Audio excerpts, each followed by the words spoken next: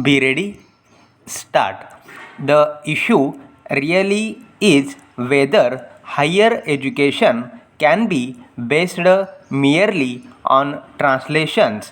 Translations are important, and in many countries where the languages do not provide adequate textbooks, the conveying of knowledge, the conveying of thought is done through the personal medium and the quality of the teachers in the thing that really matters in the development of thought and in the development of books. Therefore, while I strongly support the idea that there should be a concerted policy for translations and for the production of books on every subject, I do not know whether it would be possible for me to vote for a committee at this stage.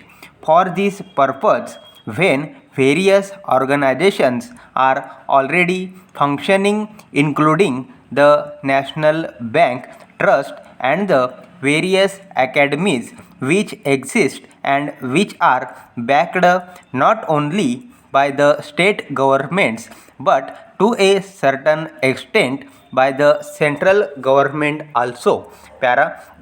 There is a further point which I would like to emphasize, and it is this: there is this idea that in scientific, humanistic, and other subjects, translations is merely the result of the backwardness of a language. The Honorable Minister for Scientific Research and Cultural Affairs has just now pointed out the number of translations that have taken place into the English language.